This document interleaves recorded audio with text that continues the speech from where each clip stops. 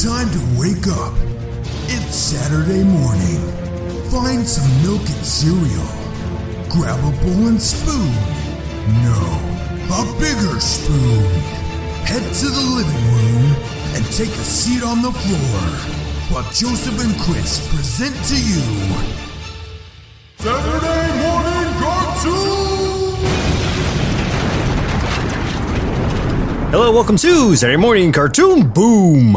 This is a show where we wake up with the Saturday morning sun, popped on the floor with the big old sugar, cereal, and all your favorite cartoons, both old and new. I'm Joseph. And I'm Chris. And this morning, we watched G.I. Joe Resolute. Resolute. What does resolute even mean? What does that mean as a word? To resolve? What? They're solving problems? I don't know. Oh, it means, okay, I looked it up. It's an adjective. It means admirably, purposeful, determined, and unwavering. Oh. So G.I. Joe, unwavering! You know what? They really were. Like, throughout this whole thing, they were unwavering. Yeah, so was the voice actors.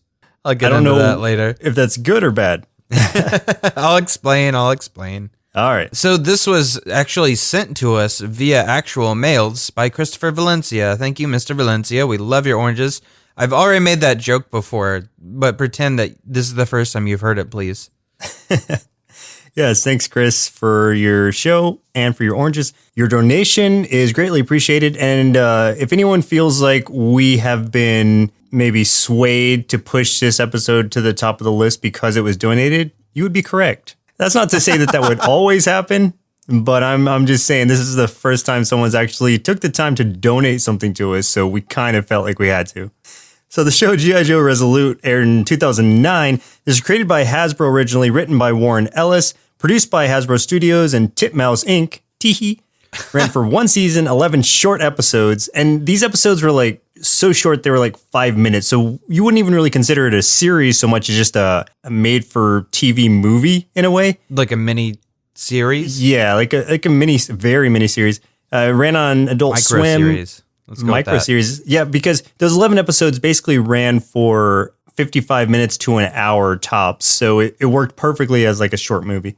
And for a short synopsis, the terrorist organization Cobra unleashes a new scheme to take over the world, and it's up to the G.I. Joe elite commandos to stop them. I mean, okay. That sounds like back of the box kind of description. Yeah, it really does. I mean, and that is a very good description of this. Yeah, good job, box writers. Good job, box. You just credit the box entirely. Yeah, I mean, we don't writers. know that the box didn't do it himself. It was a sentient or box. Herself. It was scented. Oh. Does it smell like cobras? So what would a cobra even smell like? Dirt and I don't know, man. Probably dirt. I'm gonna go with dirt and vinegar. Vinegar for sure. Yeah. So who are some of the actors who played in this show? The voices of Duke, Roadblock, Wild Bill, Ripcord, Zartan, and Doc was Steve Bloom, who you also might have heard before in things like Cowboy Bebop as Spike Spiegel. He was also Wolverine in several Marvel cartoons, and he was the voice of the Toonami guy. You remember that back in the day? That little like robot spaceship alien because guy? He would always introduce Dragon Ball Z to me. Yeah, that was him, man. He's just like, let me hook you up with some cartoons. And I was like, thank you, Toonami guy. I appreciate your hard work and your dedication. The voices of Scarlet, Dial Tone, CoverGirl, Baroness. Any female in this was Grey Delisle, who we've also talked about on this show quite a few times. She was the voice of Azula in Avatar: The Last Airbender, Aya from Green Lantern, the animated series. She's Daphne in lots of the newer versions of Scooby-Doo, and Vicky from Fairly Odd Parents. The voices of Cobra Commander, Stalker, Flint, Gung Ho were all Charlie Adler. Another person we talk about a lot. These are pretty much big name guys in this one. He was the voice of both the big heads from Rocko's Modern Life, the voice of Ickis from Real Monsters. He also reprised his role as Cobra Commander in the show G.I. Joe Renegades, and he voices Starscream in the Transformer Michael Bay movies, which is a bad idea. The voices of Storm Shadow, Destro, and Tunnel Rat were Eric Baza, who is the voice of Stimpy from Ren and Stimpy Adult Party, which was the sequel to the original Ren and Stimpy from Nickelodeon. He also voices Luke in lots of Lego Star Wars movies and animated cartoons. He's also the voice of Fozzie and Bunsen in the new Muppet Babies, which I didn't know was the thing. And he is now the voice of Splinter in the new Teenage Mutant Ninja Turtle series, Rise of the Teenage Mutant Ninja Turtles. And then finally, our last character here is Snake Eyes. He's voiced by no one. Voiced by Frank Welker. Yeah, his silence was voiced by Frank Welker. So, yeah, that's our cast. I could have told you before you even told me any of this that Steve Bloom and Charlie Adler were part of this because their voices are very recognizable. Oh, yeah. And you can hear it. For me, like, it got to the point where it was hard for me. If I had just listened to this as like an audio tape or something, it would have been hard for me to differentiate characters sometimes because it was like Steve Blum talking to himself at times. Absolutely. This is my biggest problem with this whole thing is the voice acting. I'll get into more of it once we start the actual review part. But yeah, that's a big problem for me in this one. Yeah, I just wanted to make those small comments. Also, as far as Grey DeLisle goes, I think she did probably the best job of differentiating her voice because I didn't know that it was all the same woman. So, absolutely, yeah. No, she did a great job. You wouldn't have known. And her German accent, I think it was German, right? That accent was actually way better than the Baroness we heard from the other series we watched. Oh, yeah. She nailed Baroness in this. I thought she was great. I was waiting to see Baroness so I could be like, okay, how horrible is the voice going to be? And I was like, nope, it's great. Yeah. I mean, Grey DeLisle always does a great job no matter what, so we should have known. But yeah. So for a few tasty marshmallows out of our big bowl of Resolute cereal, whenever G.I. Joe and Cobra troops are engaged in a firefight, the Joe's gunfire always produces orange muzzle flare, while the Cobra's gunfire produces blue muzzle flare, just like in the G.I. Joe 1985 series. So that's kind of a cool callback to that, even though these are actual bullets and actually do a lot of damage and kill people, unlike the other show. Ooh, yeah, maybe that's something we should point out real quick before if any kids are listening and you are like, this is for me, I want to listen to, or I want to watch this. Maybe if you're a child like 13 or under, you might want to check with your parents first because this is a bloody one, man. This is very adult themed. Oh yeah, like it's TV 14, so definitely if you're 14 or if you're under 14, you probably shouldn't be watching this. Like I would stick to 1985 G.I. Joe because it takes it to another level. And for the better for adults, but for younger audiences, it's definitely going to be a little overboard. Oh, absolutely. The HARP, which is the High Frequency Active Aurora Research Program, really exists in Alaska, and it looks almost exactly the way it is depicted in this cartoon. So that's kind of a cool real-life thing that they have going on. I thought so. I've seen pictures of that before, and then I was like, why is this familiar? And then I kind of realized it later, and I'm like, oh, okay. Yeah, so that's pretty cool. And then the series writer Warren Ellis had no prior knowledge of G.I. Joe, which he claims is why producer Sam Register brought him on board. So he didn't know anything about it. He even told him like up front, he's like, I know nothing about this. I don't know the show. I don't know the comics. Like if you asked me anything about G.I. Joe, I couldn't tell you a thing. And Sam Register was like, that you're just the guy we need because of that. Yeah. I mean, Warren Ellis is a great writer. So it shows in this. It definitely shows. Oh yeah. To condense all that he did in this hour or in these like 5-minute segment, hour-long program, like I think he did a great job. It doesn't feel so loose in any way that it's like, oh man, they rushed this. Like it feels pretty coherent throughout. And I think that's a testament to his writing, like you said. Had you ever heard of this before? I mean, G.I. Joe, obviously, but this specific one? No, I didn't realize, one, that there's so many G.I. Joe shows. I thought there was only maybe a couple. There's quite a few, and so this was one that definitely was not on my radar. I wish it was. Yeah, same here. Like I know of G.I. Joe obviously as just an entity, but it gets so granular that I'm sure I'm still like there's still a ton that I don't even know about at all. It came out in 2009, but I had never heard of it until now, and I'm glad we saw it because I really dug this. So we watched the whole movie. It wasn't like an episode thing. It was those 11 episodes compiled into a single movie, and that's how we watched it. So let's just go ahead and talk about it. Spoilers. We kind of have to. Yeah, there's going to be some real big spoilers right off the bat. So if you'd rather watch the thing first, watch it and then come back to us, because if you don't come back to us, you're a loser or have a life. here's what I think. Like, even if it is spoiled, I think it's worth a watch because visually it's so pleasing. Like, the animation is great. Oh my and the gosh. action scenes are amazing, especially anything with Snake Eyes in it. This is done in a very modern anime style. Like, it's that blend of kind of like the United States take on anime. It's very polished. It's very sleek. It just looks fantastic. It's a great look for G.I. Joe. This is the uplift that this franchise absolutely needed. And I wish they still had going on because this works in a way that this made me a fan. Whereas, like, you know, the last one we reviewed, I was not a big fan of it because I thought how ridiculous it was.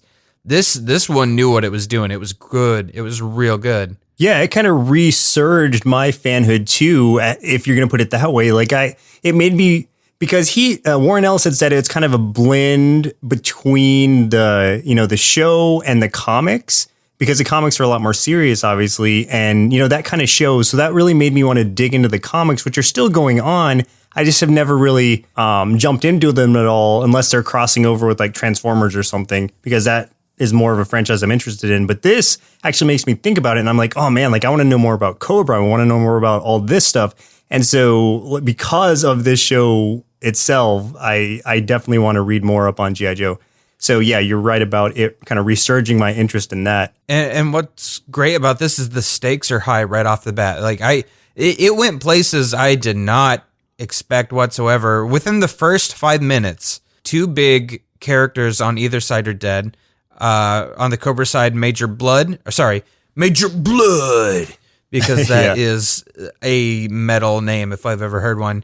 And then on the Joe's side, Bazooka is dead. And literally, it's not even 5 minutes into the movie yet, and both of their bodies are discovered. And it's just like, holy crap. Yeah, it basically did for us in the first 5 minutes or so what we were hoping Justice League Unlimited was going to do after the end of that first episode, but pulled back on. They stuck to their guns in this one, and I'm really glad they did, because right away that gives you like the it's teaching you the narrative, it's teaching you what to expect and how to expect it. Like, this is going to be a high stakes, very serious version of G.I. Joe. This isn't your grandpa's G.I. Joe, man. No. And it's cool because, like, when we're first introduced to Cobra Commander, like, we're kind of used to from the 1985 series where he's just really like screechy and he makes all these like crazy plans. None of it ever works out. And he is kind of self-referential in that way too. Like, he's like, this is the way I used to be in order to make you work harder. But now, like, I'm done like messing around. It's time to get serious. Like, we're going to make things happen. And anyone who opposes me, which a lot of you have in the past, I will immediately kill. And so it's like, wow, like, he has turned into like super serious Cobra, which is what he needed to be the whole time to get things done. I thought that was so cool. And I do like that he acknowledged, like, I've been a joke in the past. And then basically it was just like, that's not going to fly anymore. This is how we're doing things. If you don't like it, you will die. He does that broadcast to the world and backs it up too, because he just immediately just nukes Moscow and murders over 10 million people. I mean, this is so early in the movie. I'm like, holy crap. Like, what's going to happen now? Like, this is a Cobra that we've never seen before. This is one that actually has real venom to his bite. It's not just him being goofy, wearing baskets on his head like the last one we saw. Even like the Joes are surprised. They're like, what the, like, this is the biggest threat Cobra has ever caused, because like you said, he says that he used to be a joke and everyone could agree with that. And now it's really high stakes. And he's laying this out like, he shoots this, or he has this missile shot into the UN, United Nations building, and all it has attached to it is like a transmission from him saying, basically, if your nation, like, he wants control of all the nation's resources so that they can essentially bring money to him instead of him trying to go out and get money from them. And he's threatening to basically blow up nations. And like you said, to prove his point immediately without it being one of those things where it's like, he says he gives them 24 hours, but instead of it being like an idle threat where it's like, okay, well, the Joe has 24 hours to stop it. It's like, you know what? Just to show you that I'm serious, I'm going to blow up Moscow. And he does. And that like you said, is so early on, it really comes as a shock because every note this is taking, every note this is hitting it's laying the path for such a much more serious G.I. Joe, much more serious take on it, while still acknowledging things from the past. As soon as this stuff started happening, I was like, yes, someone gets it. This is the G.I. Joe that I always hoped like existed and didn't think it did. And now I'm like, oh, someone figured it out, man. Someone got the formula and did it, and they made it. Honestly, like you could detach the name G.I. Joe from this entirely, and it would still be such an awesome action movie. Yeah, it would be. And that's a testament just to what it is, because it's not driven by the franchise. It's driven by the storytelling and the action, really, in the movie itself. Like we said, there's a lot of stuff in here. There's a lot of characters. Some characters definitely take the forefront more than others. Some of that was surprising for me. So the forefront of the Joes made sense. You got Duke, you got Scarlet, you got Snake Eyes. Those are the three that are really front and center the entire time. You could also argue that Roadblock and Gung Ho are kind of up there too, but while those two do some things, I don't think they get nearly as much screen time as the others. But on the flip side, the bad guys, it's very much Cobra and it's very much Storm Shadow. And this is one of the problems I have is Destro is hardly a thing in this one. And I didn't like that part. Destro very much came off as a lackey who had maybe 2 lines in this entire thing. And he was more like an arm for Baroness to hang herself from, because they are holding some hostages in this one base together. And she's kind of like hanging all over him and flirting with him, while he just kind of stands there being stoic and just looking intimidating. He's not the Destro that is questioning Cobra. He's not the Destro that's vying for power. He straight up works for Cobra and doesn't have much to say about it. I still wonder with this Destro, if his head is metal, how his mouth is moving. I don't know, man. And I wonder what their love life is like. That just seems like something they would have fixed in this. With the series as they took all of the other portions of it, it seems like they would have made it either where it has some kind of like gears in his jaw, or it just didn't move and you could see that it was a metal helmet. But yeah, it was just a silver head. And you would think it was just paint until he gets shot in the head and it just bounces off because it's still metal. So I don't know. The whole Destro thing, I think that might be the weakest character for me, like you said, because he didn't do anything and he wasn't very threatening at all. I would say Baroness was more threatening than he was. He was just so indecisive, and that's not really the Destro that I know. Destro was always more intelligent than Cobra, and even if Cobra is threatening to take out anyone going against him or anything like that, like it still seems like in idle chat he would be saying something to oppose Cobra. I guess the way to kind of look at it is this is the Destro in a world where Cobra is actually competent and follows up on his threats and actually holds weight. However, it's very much if you're a fan of Destro, if you like him as a character like I do, it does not really do him a service, you know? No, not at all. There's a few things like that in this. There's a couple characters that are changed, like their personalities change quite a bit. I'd say for the most part, everyone's a bit more spot on, but Destro is very much a different kind of character. And to that extent, Duke is a bit different too, because this is a Duke that he's not like the good soldier boy, like Captain America-esque type hero. This is a Duke that is very grumpy, very angry, gruff. And it's not that he's like gruff with a heart of gold. It's kind of like everybody's kind of in his way and he's going to get the job done no matter what. And it doesn't matter what it takes. He'll kill whoever he needs to do it and make it happen. Yeah, he's definitely not the Boy Scout he used to be. A villain that didn't get like any attention, I'm not even sure why he was in here, was Zartan. Yeah, I liked his design. I like how Zartan was like invisible and then almost like statically or digitally appears. It's almost like he's wearing some sort of stealth suit kind of thing. Mm-hmm. It's at a scene where this is way later in the movie where Duke and Scarlet have infiltrated this base of operations, and he's a mercenary that has now been hired by Cobra full time. There was a short dialogue between Scarlet and Zartan where she was just like, you don't have to work for Cobra. Like, you're a mercenary. You go with where the money is. This isn't where all the money is. And he just kind of laughs it off. But then, yeah, like Duke just shoots him in the back of the head and kills him like instantly. And that's it. Yeah, that's his whole thing.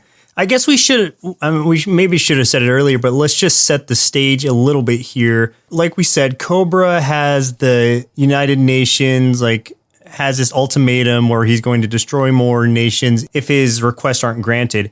To set this all up, he has 3 sorts of stations that the Joes need to get to. And I like that. I like the way it was split up into 3s like that, because it kind of gives you 3 different teams that you're going back and forth from, where you have the Stratolites, which are these low orbit satellites that are, in this instance, blocking satellite transmissions from transferring outside of the atmosphere. You have to get a team. I think Tunnel Rat and his team go to attack that.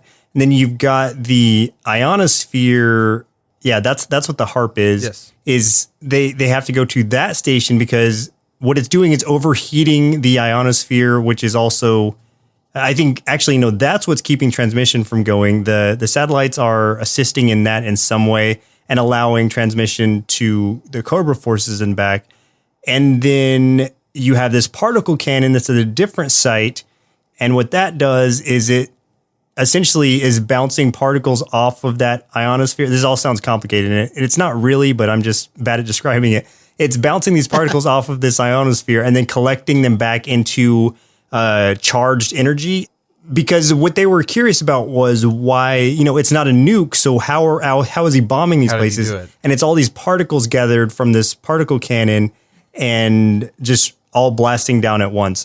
I do like Cobra's plan, like how they pulled it off, because he's got these little, like you kind of described it. There's all these little satellite things, this beam shooting the particles up to him, and then they kind of travel and reassemble over the target where he wants to, whatever target he wants to destroy, like Moscow. Then it just, that beam just blows it to smithereens. That was cool. That's probably one of the better and most interesting Cobra plans ever. The Joe's job is to find and stop these once they were able to determine what the actual problem was. And that's kind of where Dial Tone was able to figure out at least the basics of it. And, also, Snake Eyes is on a mission because Storm Shadow is the one who entered the helicarrier and disabled it and killed off Bazooka. And he left a message in Bazooka's mouth. They kind of did some CSI stuff on him and were found this message in his mouth. And Snake Eyes was able to decipher it. And then it's essentially challenging him to come to where they first met for a final showdown. So there's kind of 4 parts to it. And I think my favorite even though the rest was good too, my favorite out of them was Snake Eyes, just because of how cool that fight was. That was really cool. So they give you a brief history of where Snake Eyes and Storm Shadow come from, of why they hate each other, which was basically Storm Shadow's uncle was the master of those two, and many others, teaching this form of martial arts. Storm Shadow got jealous because Snake Eyes was getting extra lessons that Storm Shadow felt because he was the nephew that he deserved to have it, but he was not in a mental place where it was safe for him to know all this. So he had his uncle killed, and it turns out that the sniper was Zartan, which is kind of interesting. That was a cool little reveal. Yeah, they have a showdown, and man, is that a good one. It is powerful. And one thing that was weird was when Snake Eyes slashes both of Storm Shadow's wrists, he doesn't bleed, and I was like, what? Why? That's weird. I wasn't really sure there what was going to happen. I thought that was going to disable him entirely, but yeah, me too. It didn't really seem to do anything to him except annoy him, because he got real mad, but he just kept going with his arms and everything. Storm Shadow almost runs him through with the sword. Snake Eyes blocks it by putting up his hand and letting the sword just rip through his hand, and he's able to move it off to the side. And I was just I had an audible moment. I was just oh, it's painful. Yeah, but it was so awesome how he just karate chopped the sword and broke it. Just broke it. Yeah. Man, here's what I think. I mean, as violent as it really wasn't bloody at all in any of it. There wasn't too much blood, but there was some blood. There was some blood, but not as much as you would think with all the slicing that was going on, especially in that battle.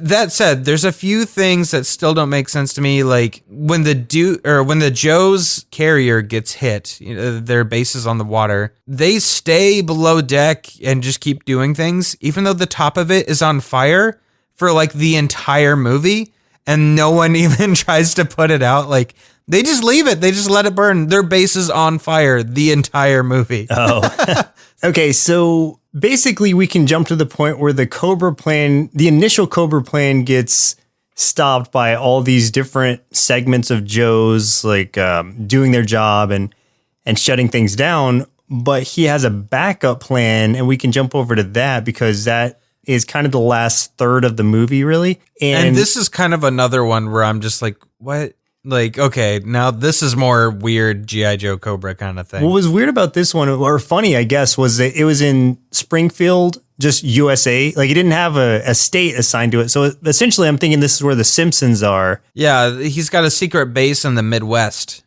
like underneath this town for some reason. I'm like, when they were doing some city planning, did they not notice the secret, the terrorist organization building a base under their streets? I mean, it doesn't seem like that's even an active city or anything either. Like, you don't see anybody moving around in it. And the mall that their base is under is shut down, I guess. It was still really weird to me. It was an over-the-top kind of plan, but it still worked for me just because of how well the rest of the movie went. And then they're just like, well, we have a backup plan. It's like, oh, man, they do. And so their new plan, well, not even a plan, really. Like, Cobra's just, like, desperate at this point because all his forces are being fought off. And his next target is just Washington, D.C. and really anywhere else. He's just like, well, my plan didn't succeed, so just start bombing at random, like just destroy everything. We get to the actual base where he's in, and we just see all these dead guards. Like, he's essentially had his people, like, set the target as Washington, D.C., and then he's just killed them all so that he would be the sole survivor as he shelters himself in this pod. Yeah, and I did like the exchange where Duke gets down there and they have that dialogue back and forth where Duke shoots at the door of the pod and he's laughing it off and making fun of Duke for doing that. But then when Duke leaves, Cobra's like desperately pissed and trying to get out and he can't do it. So Duke reprograms it to from Washington, D.C. to target just Springfield, like where they are, the point that they're standing on, which is why he's trying to keep Cobra locked up in there. And what I like is that before this happens, before this scene, like he's in a different area speaking with Scarlet and asking her to give him all the information that she can on how these missiles are programmed or how this device is programmed, which is all leading up to this. And so it kind of like forgives him just automatically being able to know, like, okay, this is how you reprogram this stuff. So essentially we can determine that Scarlet was able to fill him in with enough information to where he could successfully reprogram the routing of this device, which is like a little heavy-handed, but it's still covering its bases. Well, I also like, too, that a part of the mission wasn't to stop Cobra. Part of the mission that Duke specifically laid out is we're going to kill Cobra Commander. Yeah. And I was just like, whoa, like I get that this has been a very serious cartoon the whole time, but when he said those words, that's crazy. Yeah, it's not like your classic, like we're gonna stop him or we're gonna bring him in or anything. It's just like we are going to kill him. Like it's taking the route that Batman never would with like the Joker. No matter how many lives are lost at the Joker's hand, it's like, well, I'm just gonna capture him, put him back in Arkham. But in this case, yeah, Joe, this is the final straw. I mean, he's killed 10 million. So yeah, at a certain point, you have to be like, okay, this person does not need to live anymore. And so then they blow up Illinois to take him out. Well, at least that portion of it. I'm pretty sure it was unpopulated area. But yeah, like what I really dug about that was I was afraid it was going to try to carry on like after the bombing of Illinois happened and try to just like do like a yay, everything's happy, everybody goes off laughing, but that's not what happens at all. Like it kind of just cuts it off there. and gives you a little bit of like an after mission sit rep. I didn't quite understand that, and maybe they left it vague on purpose. Did you get it? See, I don't know if they found the pod or just the area where Cobra was stashed, and there was nothing there. So either he was able to launch away from that, and at the very end, like the post credit scene, if that's what you're talking about, we go back to Storm Shadow's grave. Well, because after Snake Eyes kills Storm Shadow using the 7, what is it? The 7 steps to the sun or something like that. Something like that. Yeah, because that's what Storm Shadow was so jealous over. And so he kills him using the 7th step, supposedly, and then buries him and puts both his katana and Storm Shadow's katana next to it as a marker. So after the credits, we cut back to his grave and it's dug up, and then one of the katanas is gone too. So you can surmise that Storm Shadow is still alive. Yeah, so he's cheated death in some way. And so this is the part that I don't understand. Okay, so the mission debrief was that the pod that Cobra was in was absent from the destruction of Springfield. So I was like, okay, does that mean that the pod was obliterated like everything else? Or does that mean that the pod was able to relocate and that Cobra escaped? You know, maybe they're leaving that vague on purpose, but I was just like, man, I want to know. And what sucks is, you know, I don't think there's any follow-up to this. So no, there isn't. Like, dang, we're never going to get an answer. But it leaves it open to it. And I don't think that it's left intentionally vague. I think the idea is supposed to be that Cobra has escaped because essentially there's nothing there. Like his body isn't there. The pod isn't even there. So you can determine that it's just launched away in whatever way that would happen. And then Storm Shadow is also back. So it's like, okay, well, this leaves it open for something else that has never come to my knowledge, but I wish it had. It would be cool if they ever picked this back up and did a sequel to it. I would be down for it. Oh man, I'd be so down if it was like Resolute 2 or I don't know, whatever another word like Resolute is. Just give me something. Come on. Just keep Warren Ellis at the head of it and I think you'll be fine. G.I. Joe, more. That's all. I mean, yeah. I'm down. I'd watch it. Well, Chris, looks like it's about time we recruit our inner kids to help the Joes save the day in a surprisingly violent way, and then find out what they thought of G.I. Joe Resolute. This G.I. Joe was awesome. There's so much fighting and explosions and blood and ninja battles, but the Joes all kind of sound like the same person, though it still was really cool, and I want to see more. I gave this 4 bowls of Midwestern terrorist-based cereal out of 5. I'll start off by saying this is the version of G.I. Joe I did not know that I needed until I got it, and now I'm just left wanting more. Gone are the days of getting away just in time or receiving only scratches and bruises, and here we're posited with the world where war actually has weight, and even small skirmishes can have great cost. On top of that, I really enjoyed the characters' individual storylines, especially Snake Eyes. The action sequences were entertaining and superbly animated, and even with the short runtime, it never felt rushed. Overall, I'd give G.I. Joe Resolute 5 big bowls of G.I. Cheerios cereal out of 5, and while I would absolutely recommend watching it, also note that it really pushes the edge of that TV-14 rating, so be mindful for younger viewers. In closing, I think this show has convinced me to pursue the art of ninjutsu as a full-time career path. Now I just need a cool code name like Snake Eyes or Storm Shadow. What about like Turtle Nose or Elephant Ears? Sunny Silhouette? Any of those striking fear? No? And hopefully one of the 7 steps of the sun is ninja naming conventions. If I was going to have a ninja name like that, I'm going to go with, let's see, we got Storm Shadow and we've got Snake Eyes.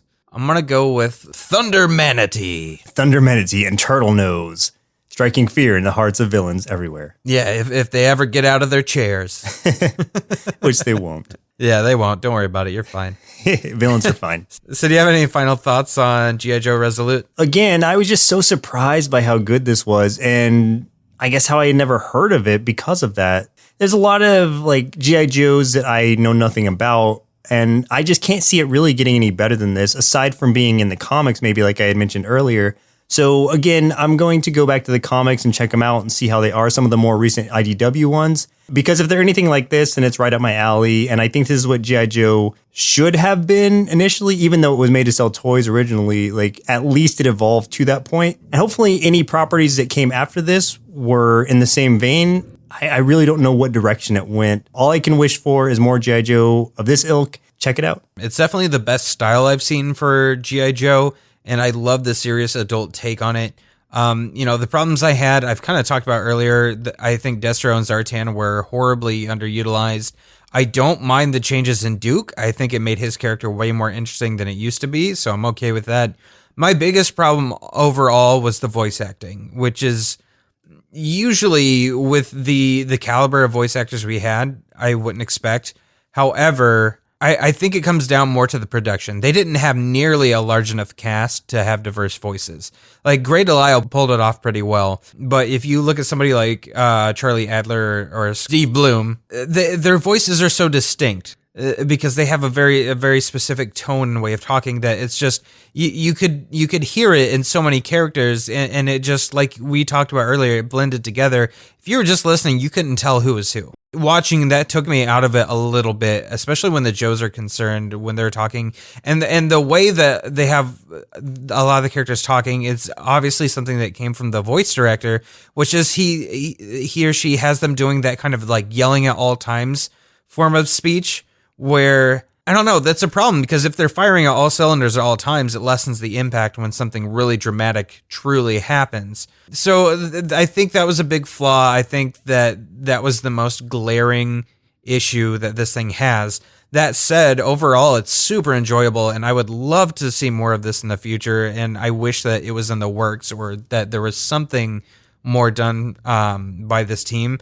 Maybe there is that we just don't know about, but if there is, man, I would be all over it. I'd love to see it. Yeah, so definitely thank you, Christopher Valencia, for sending this to us. Like I said last episode, I think I was so scared that I was going to not like this and then just be cursed with keeping it. But now I'm going to frame it or something, because this is awesome, and I think it's something people should check out. Heck yeah. Thanks, Chris. Well, listeners, looks like our milk supply is now run dry, so it's time for us to say goodbye. Next week, we'll be watching Teenage Mutant Ninja Turtles from 2003, suggested by Ira Sutton.